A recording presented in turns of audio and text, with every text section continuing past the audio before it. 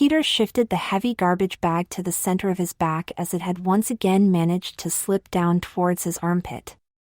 Once the traffic signal changed, he trudged again onward, still deep in thought as he plodded right in front of a car that was trying to navigate a sharp left turn. The driver forced his brakes and narrowly avoided running Peter down.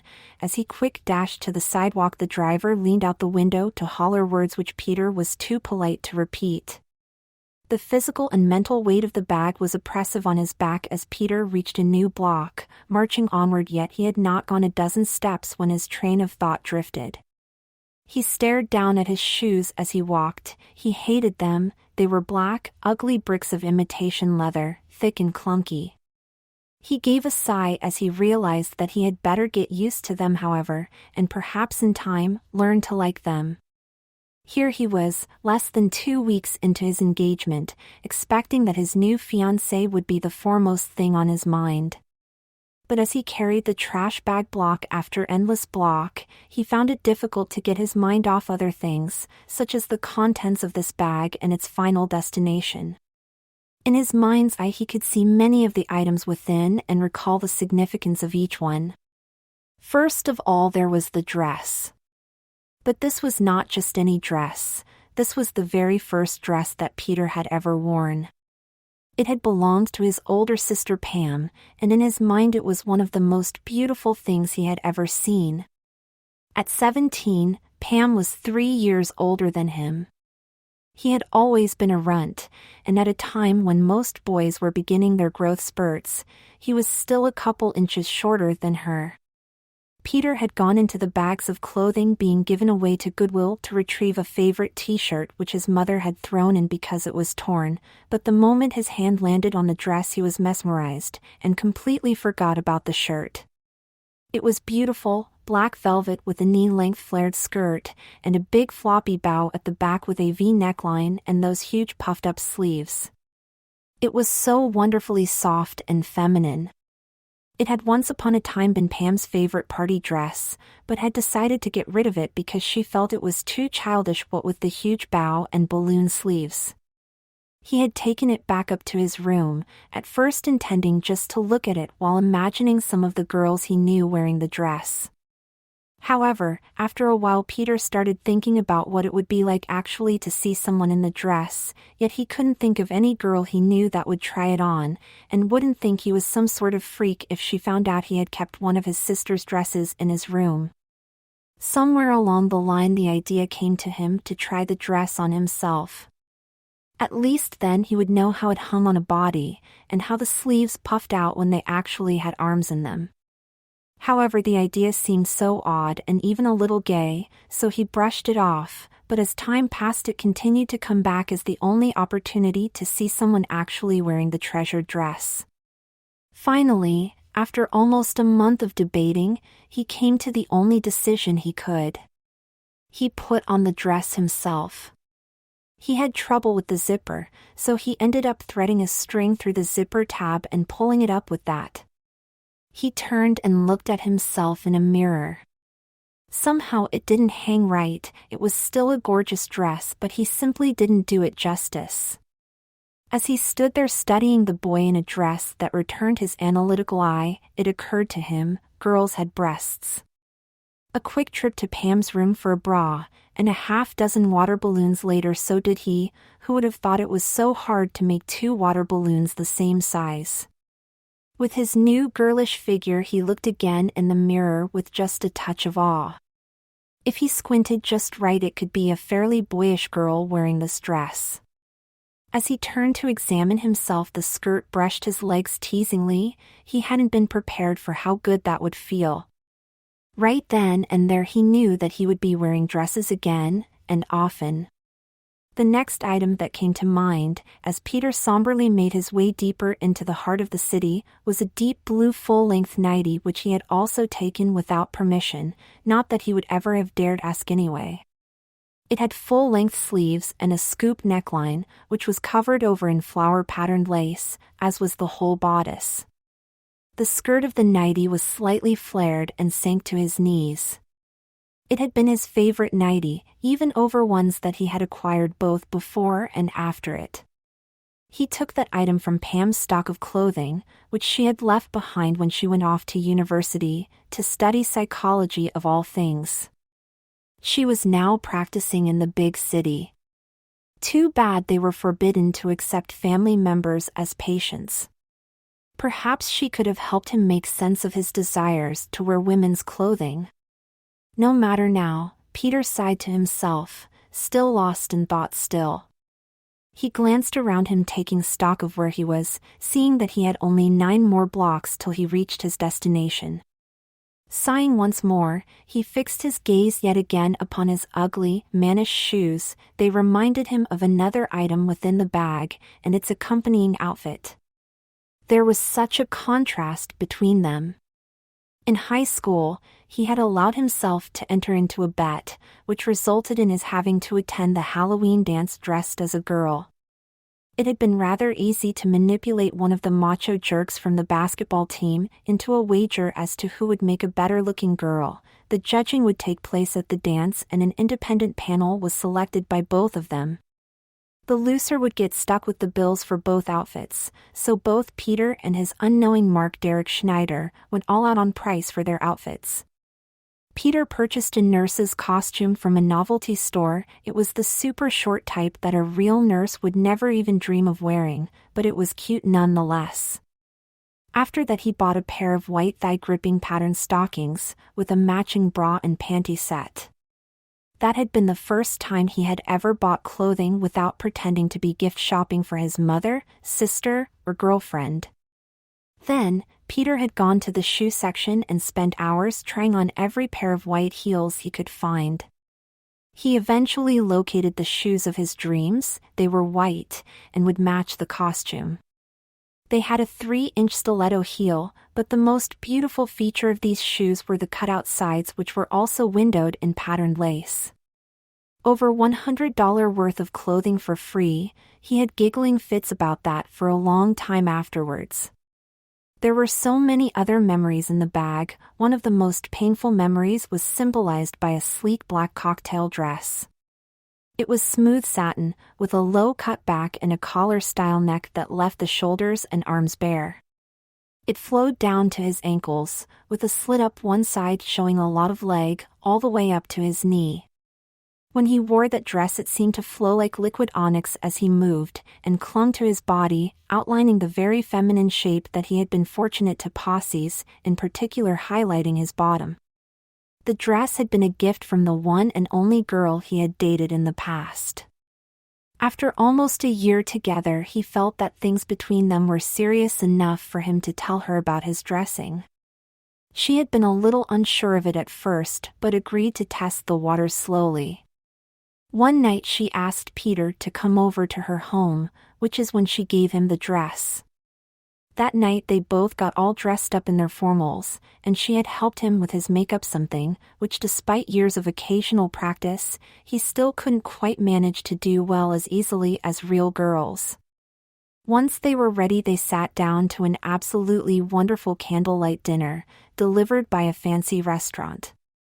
Afterwards they shared a bottle of wine in the dimly lighted living room, dancing close together for hours. That had been one of the most wonderful evenings in Peter's life. Unfortunately, he later learned that the evening had been a last-ditch effort on his girlfriend's part to come to terms with his tendencies, and she later told him it had unfortunately failed, explaining, "I just feel too much like a lesbian." The next item which came to his mind was a cute little outfit he bought shortly after he turned 21. It was a light blue miniskirt with a matching tank top, which he had later taken rhinestones and set them in the shirt to spell out the word "sissy boy." He had worn this outfit the first time he ever went out to the city's only gay bar, Biff. In the entranceway to the bar was a bridge painted in a rainbow pattern, and just beyond that was a small pamphlet on the wall explaining the name. Turns out the name of the bar was the name of the rainbow bridge into the land of the gods in Norse mythology. He had debated for a long time the virtues of going there against the risk of someone seeing him. The main comforting thought was that anyone he saw there was likely to know what it was like to have someone judge them for what they were. He was sure that even if anyone he did meet someone who he knew, they wouldn't hassle him about what he was. Besides, he was dressing like a girl on a more and more regular basis ever since he had moved out of his parents' house into his own apartment, and he had to wonder whether his feminine desires went deeper. He still had faced the problem of how to get to the bar though. He had no car of his own, and either walking or the bus would have been far too public. The same problem would have arisen from taking a taxi. He had eventually convinced his parents to loan him the car, telling them he had to run some errands. He had sat in the parking lot for half an hour, too nervous to go in, but once he was inside, the flashing lights and pounding music of the dance floor soon combined with his first taste of alcohol to make his head feel like a helium balloon. But even in his relaxed state of mind, Peter couldn't bring himself to go out onto the dance floor. He just sat in the darkest corner he could find, drank and watched all the people around him chatting and dancing and enjoying themselves. After a few glasses of beer, he found himself making a rather hurried trip to the bathroom to relieve his bladder. He failed to notice the lack of urinals as he walked in and took the only unoccupied stall out of 3. Hiking his skirt up, he did his business while the 2 other doors opened. When he was done and stepped out, he was shocked to find 2 women checking their makeup at the mirrors. At this point it dawned on him that this was in fact the ladies' room, and despite his clothing, he was sure that he shouldn't be in there. Seeing no less embarrassing alternatives, he walked up to the mirror, opened his purse and started checking his makeup right alongside them. When he looked in the mirror, he blushed at what he saw. It wasn't a man looking back at him, but it wasn't a woman. It was a quite attractive, perhaps slightly over-made-up, sissy boy, obviously male but feminine enough to not look out of place in the clothing he was wearing.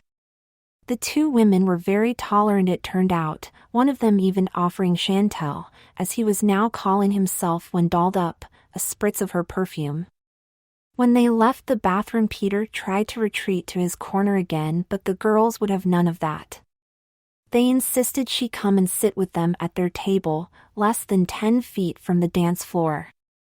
At first Peter was self-conscious about his very open location, but within several minutes, the 3 of them were chatting away like age-old girlfriends, the rest of the bar forgotten, all the while the girls referring to him by his female name. As Chantel sat there in a dazed cloud of liquor, excitement, and the feminine scents of makeup and perfume, a strapping young gentleman approached and asked him to dance. After a whirlwind introduction on the dance floor, they were soon heading back to his 2-story townhouse for a bottle of wine on the balcony of the master bedroom, and then back inside. The culmination of that night was a complete and total disaster, and left Peter with the firm realization that Chantel was a lesbian. Fortunately, some good did come of that evening. For one thing, Peter knew for certain that the desire to dress, and even to some degree act like a woman, did not necessarily reflect the desire to be with a man sexually. And the girls he met at the bar, Marjorie and Tony, ended up becoming 2 of his closest friends. He later found out they were a couple. The 3 of them had even contemplated a threesome with Chantel at one point, but they decided that might make their relationship a bit awkward, and so they simply remained close friends. Another treasure of the bag was a fun, flirty party dress, but this one was a bit more mature than the first. It was black with a soft raised rose pattern on it. It was short, only coming to his thighs, and had a sexy, low-cut, off-the-shoulder look that required a strapless bra, which fortunately, Peter had purchased after Chantel had acquired a number of wide-shouldered or off-the-shoulder dresses. This dress was special. It had been a birthday present from Marjorie and Tony. They had also given him a beautiful sapphire necklace to wear with the dress. The necklace was still at his house. Real women love jewelry like that, and his new fiancée would be no different. Shortly after that birthday, Peter had made an appointment for a makeover at an actual salon. Although he planned on neither perm or color, he had scheduled hairstyling, makeup, manicure, and then a photo session. He had gone as far as taking the bus out to the salon, with a garment bag full of his favorite outfits. However, when the bus arrived, he found he couldn't bring himself to get off at the appropriate stop. Going to a gay bar was one thing, going into a salon filled with real women, normal people who judged and hated was an entirely different matter. So instead, he merely stayed put and took the bus home. As he approached home, he started to feel his confidence returning, and his desire to see himself as beautiful as he could be grew stronger. And so when the bus reached his home stop, he stayed put, riding back to the stop near the salon. In the half-hour drive between points, his mind worked and his confidence wavered again. First off, what if the people at the salon laughed at him? What if they laughed and told him to get out? Or worse yet, what if they couldn't do it? What if they gave him the works and he still didn't look like a woman? What if he came out looking like a joke? He couldn't stand the idea of that happening. Or, what if everything turned out okay, he looked good, still like himself but a female version himself, and what if someone later found the pictures? What if someone at the salon recognized him? What if they told others that he had been there and why? Then he would have guys coming after him to try and injure him, or worse. Oh, there were just too many ways this could go wrong and not nearly enough good. By the time they reached the salon again, the idea of getting off the bus had Peter a nervous wreck. So he stayed put. He rode the bus home and this time finally got off, leaving his appointment unfulfilled. The rest of the bag was filled with less significant clothing, a multitude of skirts, blouses, dresses, feminine-style pants and shorts. Bras, slips, his garter belt. The panty briefs, bikinis, and thongs were already elsewhere, in another bag. Oh, wonderful smooth, silky panties, with their sexy lace, and those erotic little bows. And the thongs, with that naughty little piece of material slid up between your cheeks, teasing you by rubbing your anus all day, something which, despite his lack of interest in men, Peter still found very arousing. He would certainly miss those. Well, Peter said to himself. It looked as though he had finished his contemplating and mental checklist just in time. In the distance he could see looming, 2 blocks away, the destination of this bag, the bag containing every scrap of clothing Chantel owned. The bright blue of the sign sporting a huge lowercase g looking very much like 2/3 of a smiley face, the Goodwill. That which comes from the sea shall one day return to it. He reminded himself this was for the best, it was in the interests of his long-term happiness with Sheila. They had met at the restaurant where they were both servers and after working together for several months had arranged to go see a movie with 3 of the other servers. But circumstances intervened and all 3 canceled on them at the last minute, leaving Peter and Sheila alone to watch one of the most romantic movies of the year. Somewhere during the movie Peter reached over and placed his hand on top of hers, and by the time either of them realized it, she had taken his hand in her own. So they sat there through the movie, holding hands, neither of them really knowing the other but both caught up in the drama of the love affair on the screen. That night they both laughed nervously about the incident while sitting in her car outside his apartment, but they could still feel the magic of that moment, teasingly about them, tempting them to give in to the urge and kiss. But they both resisted, and after a promise to see if they still wanted to see more of each other the next day, Sheila drove off, leaving Peter on cloud 9 as he walked up the stairs to his apartment. That night he had slept in his favorite blue nighty, and his head swam with the memory of Sheila and the feeling of holding her hand in his own. He hadn't had anything like it since his previous girlfriend had broken it off with him. It took him many long hours before he was finally able to quiet his mind enough that sleep was able to claim his weary body. And while his body rested, the next day found his mind equally groggy and fluff-coated as when he had gone to bed. Everything still had a rosy glow as he practically danced around his home getting ready for work. When he got to work, Sheila told him that she was still thinking of the night before. It was one of the most romantic nights of my entire life, and I don't really know why, but I feel comfortable with you. Something about it just feels right, she told him. They agreed to continue dating, and within a year and a half Peter had asked Sheila to marry him. His first plan was to keep Chantel a secret from Sheila, but as time went on that idea lost its appeal as his conscience nibbled away at him, and he heard story after story on the internet of men, just like him, who had tried to do the same, and when their wives found out, don't fool yourself, they always do, it almost always ended in divorce. Then Peter's plan was to tell her about his feminine alter ego. However, he was continually haunted by flashbacks of his previous relationship. Could he risk losing another sweet, caring, flesh and blood girl just to hold on to a false one? It seemed he had to choose, Sheila or Chantel. It wasn't an easy decision, but in the end he realized it wasn't possible to go to sleep and hold Chantel in his arms. He couldn't kiss her good morning or feel her hands massaging his shoulders when he was upset. She wasn't fully there for him. He could see her and feel her inside him, but that was all, and in the end he wasn't sure that was enough to warrant jeopardizing a stable, affectionate relationship. And so, as he walked those last few blocks, Peter bid a silent goodbye to Chantel and prepared to make room for a new woman in his life, and a nice normal life it would be.